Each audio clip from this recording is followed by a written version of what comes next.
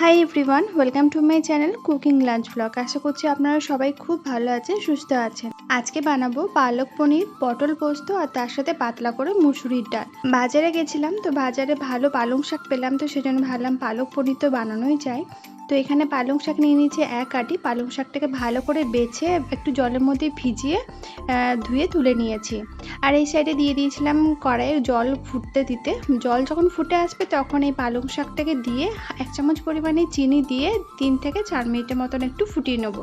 তারপরে একটা বাটিতে ঠান্ডা জল নিয়ে পালং শাকটাকে চুবিয়ে তুলে নেব। তারপর এটাকে পেস্ট করে নেবো। তো এখানে নিয়েছি পালং শাক, 1 মুঠো পরিমাণে ধনেপাতা, কাঁচা লঙ্কা, শুকনো লঙ্কা। আমরা যেরকম ঝাল পছন্দ করি সেই অনুযায়ী দিয়েছি। আপনারা যদি ঝাল আরও দিতে চান তাহলে দিতে পারেন। তো এখানে পালং শাকটাকে পেস্ট করে নিয়েছি। আর তারপরে এখানে কেটে নিচ্ছি হচ্ছে পটলগুলোকে। তো আমি পটল পোস্ত বানাবো, আর এই গরমের দিনে পটল পোস্ত, হালকা করে মুসুরির ডাল আর 1 টুকরো পাতিলেবুর রস খেতে দারুণ লাগে। অবশ্যই করে ট্রাই করে দেখবেন। আমি এখানে পটলগুলোকে প্রথমে ছালটা ছুলে নিয়েছি, তবে ছালটা একটু একটু করে রেখেছি আর 4 টুকরো করে কেটে নিয়েছি।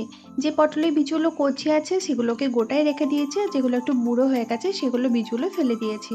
আর 2টো পেঁয়াজ নিয়ে নিয়েছি, পেঁয়াজগুলোকেও লম্বা লম্বা করে কেটে নিয়েছি। তারপরে এখানে কড়াই বসিয়ে দিয়েছিলাম, তেল গরম, সর্ষের তেল দিয়ে তেলটাকে ভালো করে গরম করে নিয়ে পটলগুলোকে দিয়ে মোটামুটি ওই 4-5 মিনিটের মতন ভেজে নেবো।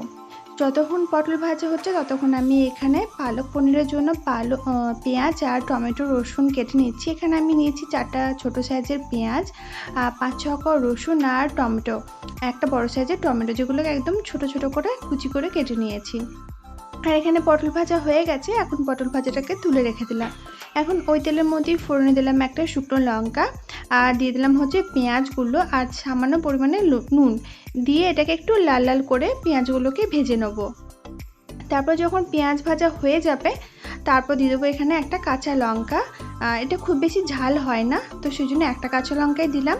তারপর অ্যাড করে দেবো এর মধ্যে পটলগুলো, আর তারপর সামান্য পরিমাণে একটুখানি হলুদ আর স্বাদ মতো লবণ দিয়ে এটাকে ভালো করে মিশিয়ে নিয়ে এর মধ্যে সামান্য পরিমাণে জল দিয়ে দেবো। তারপর জল দিয়ে এটাকে ফ্লেমটাকে একটু হাই করে দেবো। তো প্রথমে একটু ভালো করে ফুটিয়ে নেবো, তারপর ফ্লেমটাকে আবার মিডিয়াম করে দিয়ে এটাকে ফুটতে দেবো যতক্ষণ না জলটা শুকিয়ে আসছে। তো এখানে ফুটে গেছে, এটাকে এখন মিডিয়াম ফ্লেম করে এটা হালকা করে ফুটিয়ে নেবো। এদিকে বসিয়ে দিলাম একটা কড়াই দিলাম সর্ষের তেল। তেল ভালো করে গরম করে এর মধ্যে পনিরগুলো দিয়ে হালকা করে ভেজে নেবো। আপনারা চাইলে কাঁচা পনিরেও এটা করতে পারেন, তবে আমরা কাঁচা পনিরটা খাই না, তো সেজন্য হালকা একটু ভেজে নেবো। আর এখানে জলটাও শুকিয়ে গেছে, এখন পোস্ত দিয়ে ভালো করে 1 মিনিটের মতন একটু নেড়ে চেড়ে নামিয়ে নিলে কিন্তু রেডি হয়ে যাবে পটল পোস্ত। গরমের সময় খেতে কিন্তু বেশ ভালো লাগে। আর এদিকে পনিরগুলো ভাজা হয়ে গেছে, একদম হালকা করে ভেজে নিয়েছি। তো পনিরগুলোকে তুলে নেবো। এখন ওই তেলের মধ্যে ফোড়নে দেবো হচ্ছে একটা তেজপাতা আর 2টো শুকনো লঙ্কা। তারপর কেটে রাখা পেঁয়াজ আর রসুন দিয়ে সামান্য পরিমাণে নুন দিয়ে এটাকে ভেজে নেবো মিডিয়াম ফ্লেমে 1 মিনিটের মতন। তারপর যখন ভাজা হয়ে যাবে তখন এর মধ্যে অ্যাড করে দেবো গোটা গরম মশলা, যার মধ্যে আছে 2টো দারচিনির টুকরো, 4টা এলাচ আর 4-5টা লবঙ্গ, ছোটো এলাচ। এরপর দিয়ে দিলাম হচ্ছে এখানে ওই টমেটো কুচি দিয়ে এরপর আবারও ভালো করে একটু ভেজে নেবো। হালকা করে যখন টমেটো গলে আসবে তখন এর মধ্যে এক এক করে মশলা দিয়ে দেবো। 1.5 চামচ আদা বাটা, জিরে গুঁড়ো, ধনে গুঁড়ো, হলুদ গুঁড়ো আর কাশ্মীরি রেড চিলি পাউডার 1 চামচ করে। তারপর সমস্ত মশলা দিয়ে ভালো করে মিশিয়ে এটাকে কষিয়ে নেবো যতক্ষণ না এই মশলা থেকে কাঁচা গন্ধ বেরোচ্ছে। তো যখন মশলা থেকে কাঁচা গন্ধ বেরিয়ে যাবে তখন এর মধ্যে অ্যাড করে দেবো হচ্ছে পালং শাক বাটাটা। তো পালং শাক বাটা দিয়ে আবারও ভালো করে মিশিয়ে নেবো। মিশিয়ে নিয়ে এর মধ্যে অ্যাড করে দেবো স্বাদ মতো লবণ আর 1 চামচ চিনি। চিনিটা আপনারা দিতেও পারেন, নাও দিতে পারেন, তবে দিলে টেস্ট ভালো হয়। তারপর চিনি দিয়ে ভালো করে মিশিয়ে নিয়ে এটাকে আবারও 1 মিনিটের মতন হালকা করে একটু রান্না করে নেবো।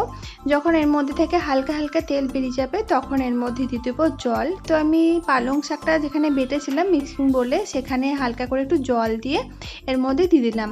তারপর এটাকে ভালো করে মিশিয়ে নিয়ে এর মধ্যে অ্যাড করে দেবো হচ্ছে পনিরগুলো অ্যাড করে ওই মিডিয়াম ফ্লেমে ওই 2 থেকে 3 মিনিটের মতন ফুটিয়ে নিলেই কিন্তু রেডি হয়ে যাবে এই পালক পনির রেসিপিটা। ভীষণ ইজি রেসিপি, দেখতে পেলেন খুব সহজেই বানালাম, তবে খেতে ভীষণ ভালো হয়। যে কোনো রেস্টুরেন্টকে কিন্তু হার মানিয়ে যাবে এই পালক পনির রেসিপি।